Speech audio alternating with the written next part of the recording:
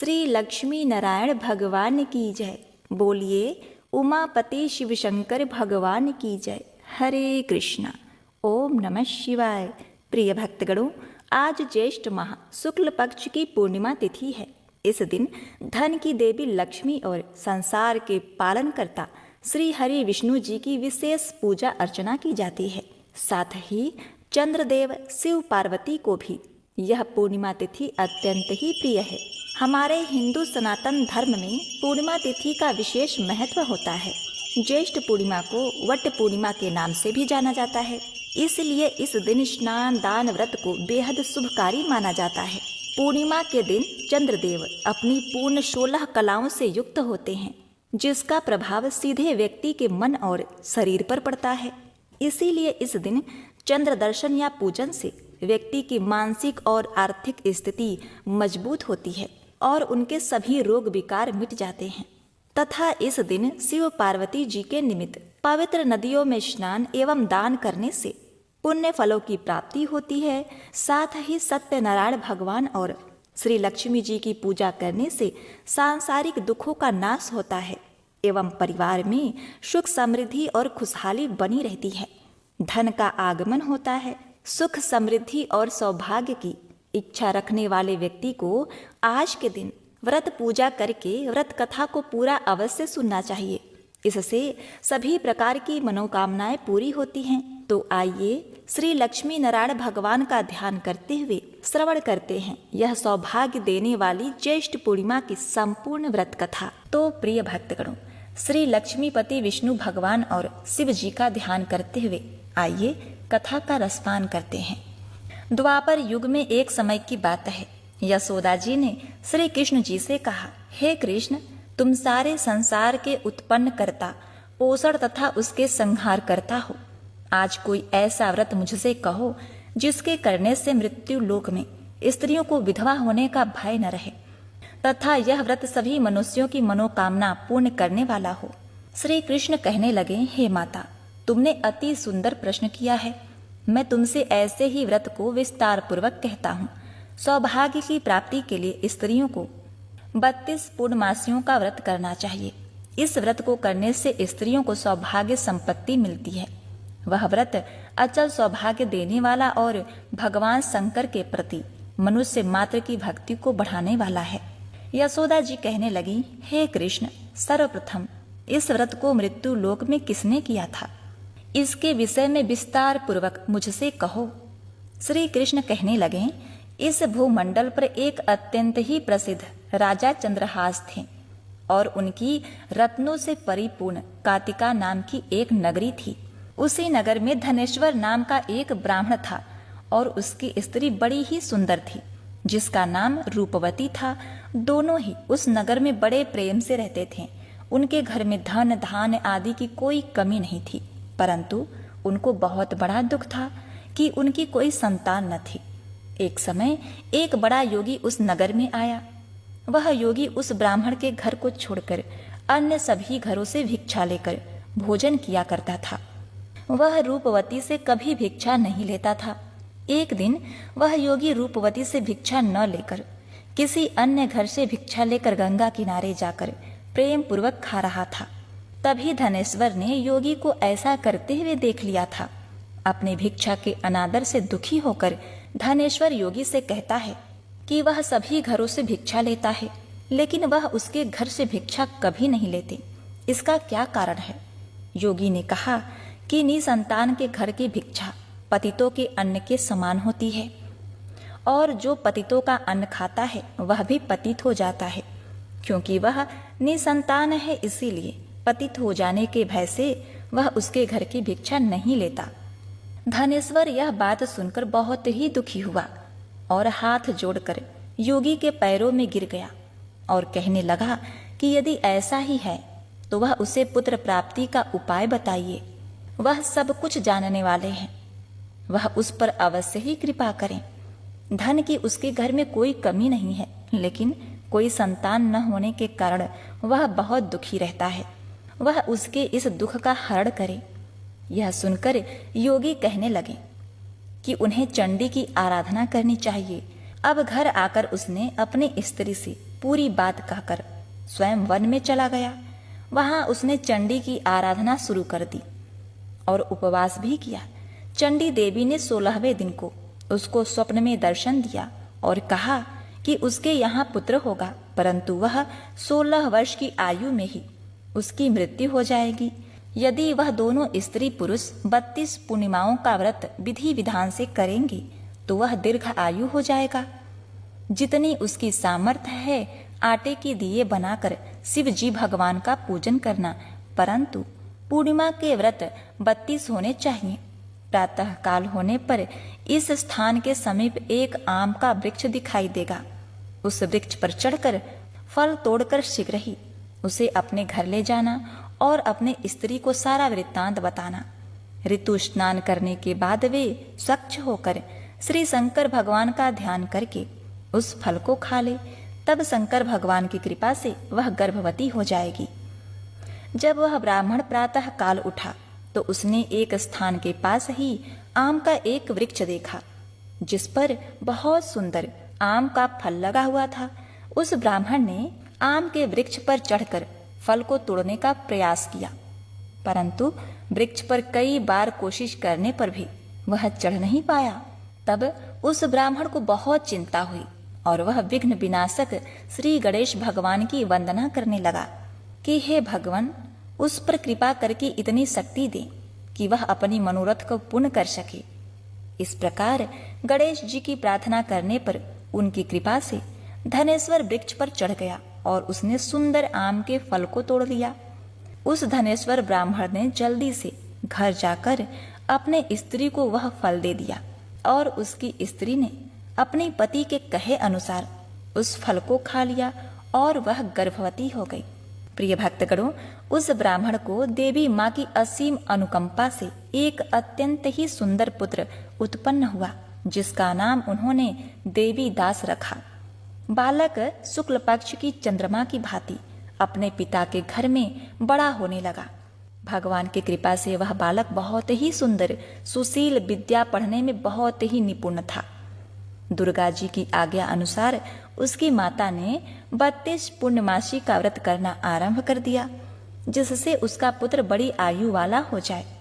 अब 16 वर्ष लगते ही देवी दास के माता पिता को बड़ी ही चिंता हो गई कि कहीं उसके पुत्र की इस वर्ष मृत्यु न हो जाए। उन्होंने अपने मन में विचार किया, यदि यह दुर्घटना उसके सामने हो गई तो वह कैसे सहन कर सकेंगे। इसीलिए उन्होंने देवी दास के मामा को बुलाया और कहा कि उनकी एक बड़ी ही इच्छा है कि देवी दास 1 वर्ष तक काशी में जाकर विद्या का अध्ययन करे और उसको अकेला कभी मत छोड़ना चाहिए। इसीलिए वह साथ चले जाए और 1 वर्ष के बाद इसे वापस ले आना।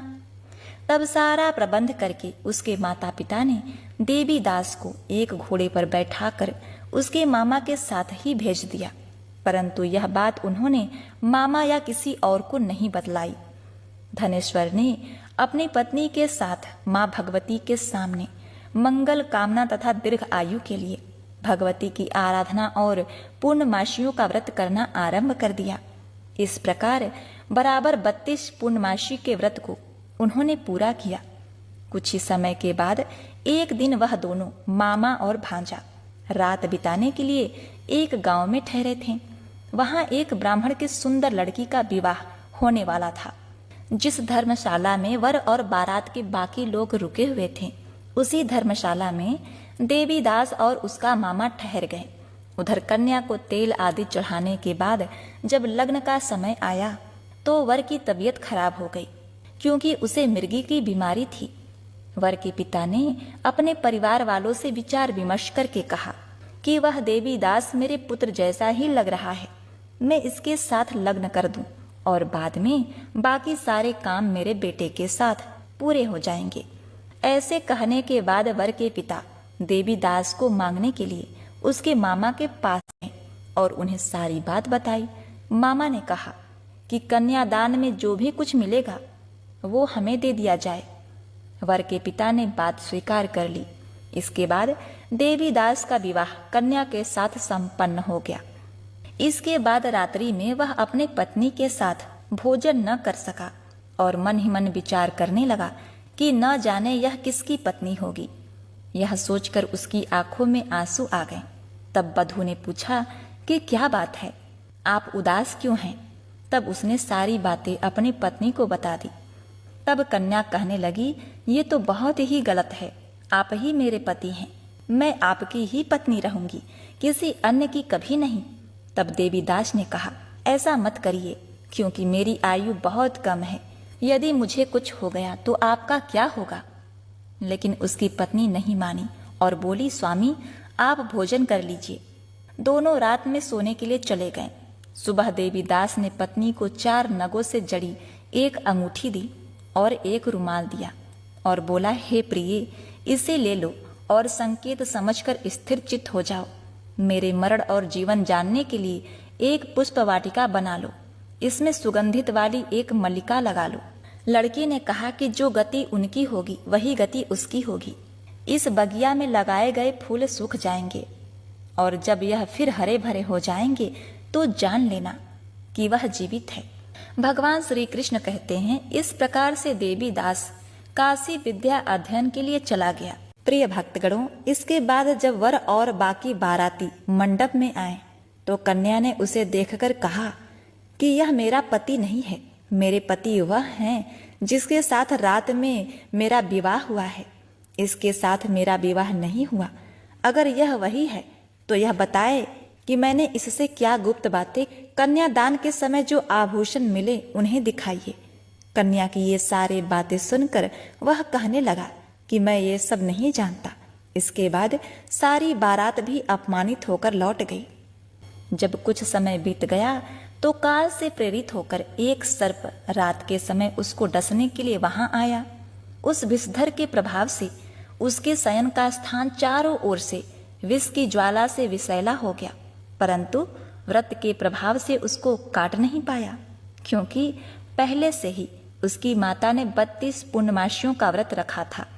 इसके बाद स्वयं काल वहां पर आया और उसके शरीर से प्राणों को निकालने की कोशिश करने लगा, जिससे वह बेहोश होकर पृथ्वी पर गिर गया। भगवान की कृपा से उसी समय माता पार्वती के साथ भगवान शिव शंकर जी वहां आ गए। उसको बेहोश देखकर पार्वती जी ने भगवान से प्रार्थना की और कहा कि इस बालक की माता ने पहले ही 32 पूर्णमासियों का व्रत पूरा किया है और वह उसे प्राणदान दे। इस प्रकार शिव जी उसको जीवित कर देते हैं। इस व्रत के प्रभाव से काल को भी पीछे हटना पड़ा और देवीदास स्वस्थ होकर बैठ गया। उधर उसकी स्त्री उसके काल की प्रतीक्षा किया करती थी। उसने जब देखा कि उस पुष्प वाटिका में फूल सूख रहे हैं तो उसको बहुत ही हैरानी हुई, लेकिन जब वाटिका हरी भरी हो गई तो वह जान गई कि उसके पति को कुछ नहीं हुआ है। यह देखकर वह बहुत ही प्रसन्नता से अपने पिता से कहने लगी कि उसके पति जीवित हैं और वे उसे खोजने जाएं। जब 16वां साल बीत जाने पर देवीदास अपने मामा के साथ काशी से वापस चला। उधर उसके ससुर घर से उसको खोजने जाने ही वाले थे कि वह दोनों मामा भांजा वहां आ गए। उसको आया हुआ देखकर उसके ससुर को बहुत ही प्रसन्नता हुई और वह प्रसन्नता के साथ उसे अपने घर ले गए। उस समय नगर के निवासी भी वहां इकट्ठा हो गए और कन्या ने भी लड़के को पहचान लिया था। कुछ ही दिन बाद देवीदास अपनी पत्नी और मामा के साथ बहुत से उपहार लेकर अपने नगर को चल दिया। वह अपने गांव के निकट पहुंच गए तो कई लोगों ने उसको देखकर उसके माता पिता को पहले ही खबर कर दी थी कि उसका पुत्र देवीदास अपने पत्नी और मामा के साथ आ रहा है। ऐसा सुनकर उसके माता पिता बहुत ही खुश हुए थे। पुत्र और पुत्रवधू के आने की खुशी में धनेश्वर बहुत सा उत्सव मनाया। तब श्री कृष्ण जी कहते हैं कि धनेश्वर 32 पूर्णमासी के प्रभाव से पुत्रवान हो गया। जो व्यक्ति इस व्रत को करते हैं वे जन्म जन्मांतर के पापों से छुटकारा पा लेते हैं। इस दिन किए गए दान का कई गुना ज्यादा पुण्य फल प्राप्त होता है तथा जो व्यक्ति इस दिन लक्ष्मी जी की महिमा कथा का गुणगान करता है उसके ऊपर माता लक्ष्मी की कृपा सदा सर्वदा बनी रहती है। तो आइए प्रिय भक्तगणों, इस व्रत कथा को संपूर्ण बनाने के लिए माता लक्ष्मी की कथा का श्रवण करते हैं। एक गांव में एक सेठ जी रहा करते थे। सेठ जी के पास पुरखों का बहुत सारा धन था और उनका व्यवसाय भी अच्छा चल रहा था। पूरे गांव में सेठ जी की अमीरी के चर्चे चलते थे। लेकिन सेठ जी स्वभाव के बड़े ही नेक दिल और नम्र व्यक्ति थे। धन्य धान से संपन्न खुशहाल परिवार को देखकर जब लोग सेठ जी की प्रशंसा करते तो सेठ जी कहते, भाई मेरा कुछ नहीं, सब माँ लक्ष्मी की कृपा है। दैव योग से एक रात सेठ जी ने एक सपना देखा। सपने में सेठ जी ने देखा कि स्वर्ण आभूषणों से सुसज्जित एक देवी सी दिखने वाली सुंदर लड़की उसके मुख्य द्वार से बाहर जा रही थी। सेठ जी को अचरज हुआ, अतः उसने पूछा, हे देवी, आप कौन हैं? यहाँ कब आई और कहाँ और क्यों जा रही हैं? सेठ जी के इस संबोधन से उस युवती ने पीछे पलटकर देखा और बोली, हे सेठ, मैं धन धान और वैभव की देवी लक्ष्मी हूँ। मैं सदियों से तुम्हारे यहाँ निवास कर रही हूँ, किंतु अब तुम्हारे यहाँ मेरा समय समाप्त हो चुका है। एतएव अब मैं यह घर छोड़कर अन्यत्र जा रही हूँ। लक्ष्मी जी बोली, हे सेठ, तूने हमेशा मेरा सदुपयोग किया है। गरीबों की सहायता की, जनहित में कुएं, तालाब, गौशाला, संतों की सेवा, ज्ञान मंदिरों का निर्माण आदि अनेकों धार्मिक कार्य तुमने मेरी कृपा से किए हैं। तुम्हारे इस महान और चिरकाल तक पुण्य देने वाले कर्मों से प्रसन्न होकर मैं तुझे वरदान देना चाहती हूँ। अतः अपनी आवश्यकता अनुसार तू जो चाहे सो मांग ले। अब तक तो दूसरे लोग सेठ जी की तारीफ करते थे, लेकिन अब जब माँ लक्ष्मी सेठ जी की प्रशंसा किए जा रही थी तो सेठ जी का हृदय आनंद से झूम उठा, आंखों से आंसू बहने लगे। अब सेठ जी को लग रहा था कि उन्होंने वाकई लक्ष्मी जी का सदुपयोग किया है। अतः रूधे कंठ से सेठ जी बोले, हे माँ, आपके दर्शन करके और वीणा से मधुर वचनों को सुनकर मैं धन्य हो गया। मुझे अब कुछ नहीं चाहिए, मेरा जीवन सार्थक हो गया। अब मैं संतुष्ट हूँ। प्रिय भक्तगणों, लक्ष्मी जी बोली, हे निष्काम सेठ, अपने लिए न सही अपने परिवार के लिए ही मांग लो। तब सेठ ने कहा, ठीक है, मेरी 4 बहुएं हैं, कल उनसे पूछकर बताता हूँ, अतः कल तक के लिए आप रुक जाइए। सुबह सेठ जी ने उठकर अपनी 4 बहुओं को बुलाया और कहा कि रात को लक्ष्मी जी मेरे सपने में आई थी और एक वरदान मांगने को कहा। मैंने कुछ भी मांगने से मना कर दिया तो उन्होंने परिजनों के लिए मांगने का आग्रह किया। इसलिए अब तुम ही बताओ, मुझे क्या मांगना चाहिए जिससे हमारा मनोरथ सिद्ध हो। सबसे पहले बड़ी बहू बोली, पिताजी, लक्ष्मी जी तो अब जा रही हैं, पता नहीं हमारे भावी दिन कैसे होंगे, अतः आप उनसे अन्न के भंडार भर जाने को कहिए ताकि हम कभी भूखे न मरें। फिर दूसरी वाली बोली, दीदी, अन्न के भंडार कब तक रहेंगे? अन्न तो सड़कर खराब हो जाएगा। मैं तो कहती हूँ कि सोने चांदी से तिजोरियाँ भरवा लेनी चाहिए, जिसे बेचकर अन्न और रुपए पैसे सब खरीदे जा सकते हैं। इतने में तीसरी बोली, दीदी, इतने सोने चांदी की रक्षा कौन करेगा? इससे तो अच्छा है रुपए पैसे मांगे जाएं ताकि बैंक में जमा करके निश्चिंत हुआ जा सके। आजकल तो सब कुछ रुपए पैसे से खरीदा जा सकता है। सबकी बात सुनकर सबसे छोटी बहू बोली, पिताजी, अगर लक्ष्मी जी जाएंगी तो उनसे कितना ही धन मांग लें, वो भी नहीं टिकने वाला। धन और दौलत वैसे भी हमेशा रहने वाला नहीं है। यदि हम अपने बच्चों के लिए ढेरों धन छोड़ेंगे तो वह अहंकार और आलस्य में कोई काम नहीं करेंगे, धन का दुरुपयोग करेंगे। अतः आप लक्ष्मी जी से कहिएगा कि हे देवी, आपको जाना है तो जाइए, किंतु इतना वरदान देते जाइए कि हमारे घर में हमेशा धार्मिकता का वातावरण बना रहे, साधु संतों और स्वजनों की हमेशा सेवा होती रहे, सभी परिवारों के हृदय में ईश्वर की आस्था बनी रहे, सभी में आपसी प्रेम और अपनत्व का भाव हमेशा बना रहे। यदि इतना हो सके तो संपत्ति के बिना भी विपत्ति के दिन आसानी से कट जाएंगे। सेठ जी को छोटी बहू की बात पसंद आ गई। उन्होंने ऐसा ही कहने को बोला। उस रात फिर से लक्ष्मी जी सेठ जी के सपने में आई और बोली, पूछ लिया सेठ अपनी बहुओं से? सेठ ने कहा, हाँ माते, आपको जाना है तो खुशी से जाइए, लेकिन इतना वरदान देते जाइए कि मेरे घर में हमेशा धार्मिकता का वातावरण बना रहे, मेरे परिवारजन हमेशा साधु संतों और सज्जनों की सेवा करते रहें, सभी में आपसी प्रेम बना रहे। यदि इतना हो सके तो संपत्ति के बिना भी विपत्ति के दिन आसानी से कट जाएंगे।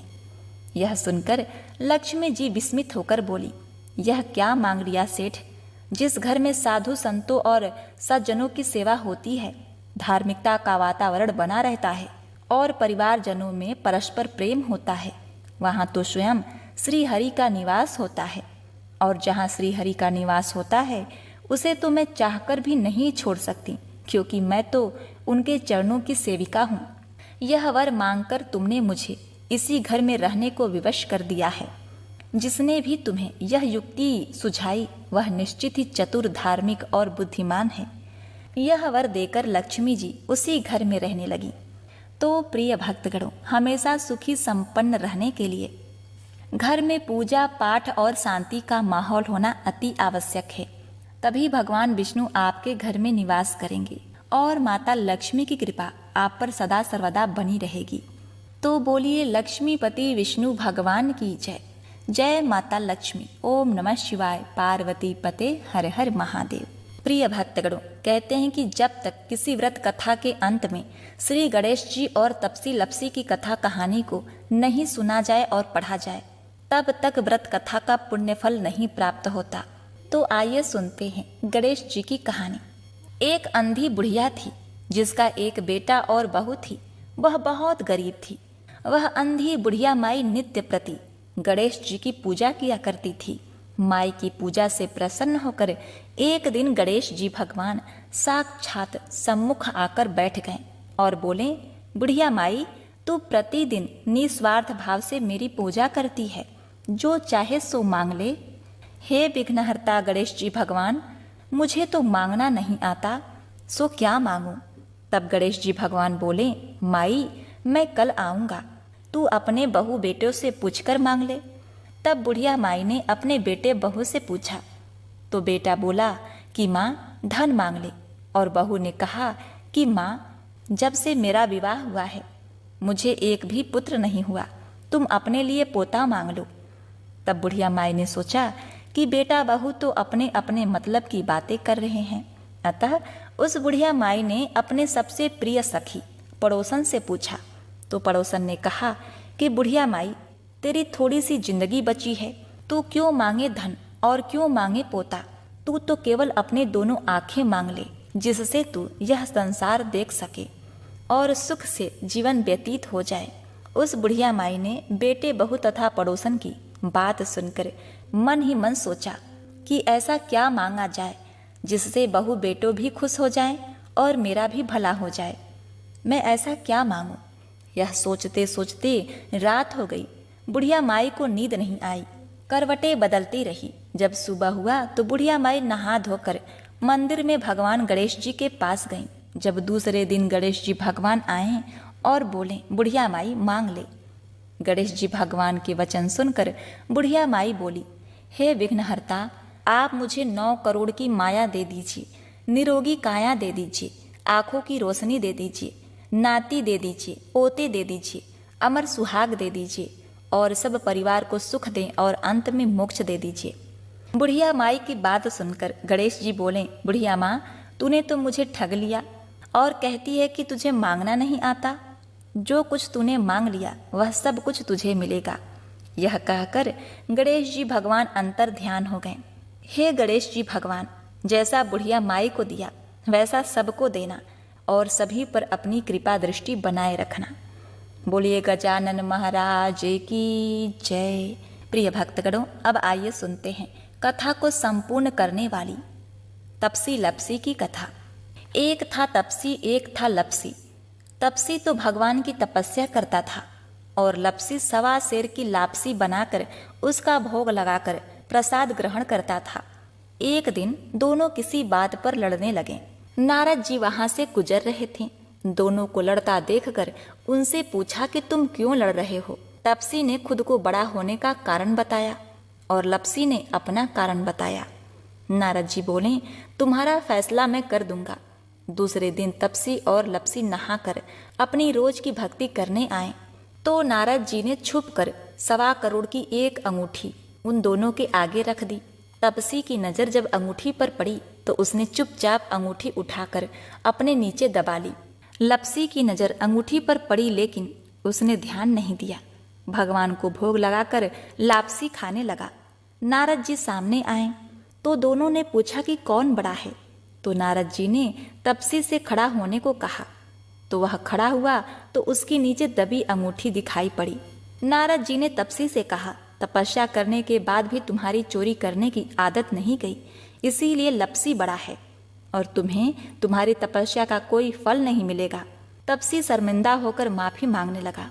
उसने नारद जी से पूछा, मुझे मेरी तपस्या का फल कैसे मिलेगा? नारद जी ने कहा, यदि कोई गाय और कुत्ते की रोटी नहीं बनाएगा तो फल तुझे मिलेगा। यदि कोई ब्राह्मण को भोजन करवाकर दक्षिणा नहीं देगा तो फल तुझे मिलेगा। यदि कोई साड़ी के साथ ब्लाउज और रुपए नहीं देगा तो फल तुझे मिलेगा। यदि कोई दिए से दिया जलाएगा तो फल तुझे मिलेगा। यदि कोई सारी व्रत कथा को सुने लेकिन तुम्हारी कहानी को न सुने तो फल तुझे मिलेगा। उसी दिन से हर व्रत कथा कहानी के साथ तपसी लपसी की कहानी भी सुनी और कही जाती है। तो बोलिए उमापति शिव शंकर भगवान की जय। जय भोलेनाथ, जय विष्णु भगवान, जय हो माता लक्ष्मी। हे भगवान, आप अपने सभी भक्तों का कल्याण करना, उनके ऊपर अपनी कृपा दृष्टि सदा सर्वदा बनाए रखना। प्रिय भक्तगणों, इस कथा को समाप्त करते हुए आइए अब श्रवण करते हैं आरती।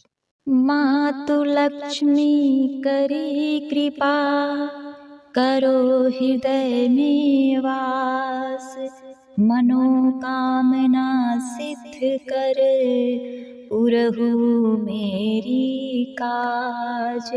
सिंधु सुता विष्णु प्रिय, नत सिर बारंबार, रिद्धि सिद्धि मंगल प्रदे, नत सिर बारंबार। यही मोर अरदास, हाथ जोड़ विनती करूं, सब विधि करूं सुहाव, जय जननी जगदम्बिका। सिंधु सुता मां सुमिरो तोहि, ज्ञान बुद्धि विद्या दो मोहि, तुम समान नहीं कोई उपकारी, सब विधि पुरहु आस हमारी। जय जय जगत जननी अंबिका, सबके तुम ही हो स्वावलंबा, तुम ही हो घट घट के वासी, विनती यही हमारी खासी। जग जननी जय सिंधु कुमारी, दीनन की तुम हो हितकारी, बिनओ नित्य तुम्हारी महारानी, कृपा करो जग जननी भवानी, केहि विधि स्तुति करो तिहारी, सुधि लीजय अपराध विसारी। कृपा दृष्टि चितओ मन ओरी, जगत जननी विनती सुन मोरी, ज्ञान बुद्धि जय सुख की दाता, संकट हरो हमारी माता। क्षीर सिंधु जब विष्णु मथायो, 14 रत्न सिंधु में पायो, 14 रत्न में तुम सुख राशि, सेवा की जो प्रभु बनी दासी। जब जब जन्म जहाँ प्रभु लीन्हा, रूप बदलतः सेवा कीन्हा, स्वयं विष्णु जब नर तनु धारा, लीन्हु अवधपुरी अवतारा। तब तुम प्रकट जनकपुर माही, सेवा कियो हृदय पुलकाहि, अपनायो तेहि अंतर्यामी, विश्व विदित त्रिभुवन की स्वामी। तुम सब प्रलय शक्ति नहीं आनी, कहतक महिमा कहूँ बखानी, मन क्रम वचन करे केवाई, मन इच्छित वांछित फल पाई। तजि छल कपट चतुराई, पूजहि विविध भांति मन लाई, और हाल में कहो बुझाई। जो यह पाठ करे मन लाई, ताहो कोई कष्ट न होई। मन इच्छित फल पावे फल सोई। त्राहि त्राहि जय दुख निवारिणी, त्रिविधि ताप भव बंधन हारिणी। जो यह चालीसा पढ़े और पढ़ावे, इसे ध्यान लगा कर सुने सुनावे। ताको कोई न रोग सतावे, पुत्र आदि धन संपत्ति पावे। पुत्रहीन और संपत्तिहीना, अंधा बधिर कोढ़ी अति दीना। विप्र बोलाय के पाठ कराओ, शंका दिल में कभी न लावो। पाठ करावो दीन चालीसा, ताकर कृपा करे गौरीशा। सुख संपत्ति बहुत सी पावे, कभी नहीं काहू की आवे। 12 मास करे जो पूजा, ते ही सम अन्य और नहीं दूजा। प्रतिदिन पाठ करे मन माही, उस सम कोई जग में नाही। बहुविधि क्या मैं करो बड़ाई, ले परीक्षा ध्यान लगाई। करी विश्वास करे व्रत नेमा, होय सिद्धि उपजय उर प्रेमा। जय जय लक्ष्मी महारानी, सब में व्यापित जो गुण खानी। तुम्हरो तेज प्रबल जग माही, तुम सबको दयाल कहु नाही। मोहि अनाथ की सुधि अब लीजय, संकट काटी भक्ति मोहि दीजय। भूल चूक करी क्षमा हमारी, दर्शन दीजे दया निहारी। बिन दर्शन व्याकुल अधिकारी, तुम ही अक्षत दुख सहते भारी। नहीं मोहि ज्ञान बुद्धि है तन में, जग जानत हो अपने मन में। रूप चतुर्भुज करके धारण, कष्ट मोर अब करहु निवारण। कही उपकार में करो बड़ाई, जान बुद्धि मोहि नहीं अधिकाई। रामदास अब कहाई पुकारे, करो दूर तुम विपति हमारी। त्राहि त्राहि दुख हरड़ि हरो, बेग सब त्रास। जयति जयति जय लक्ष्मी करो, शत्रुवन का नाश। रामदास धरि ध्यान नित, विनय करत कर जोर। मातु लक्ष्मी दास कर, करहु दया की कोर। जय माता लक्ष्मी। ओम नमः शिवाय।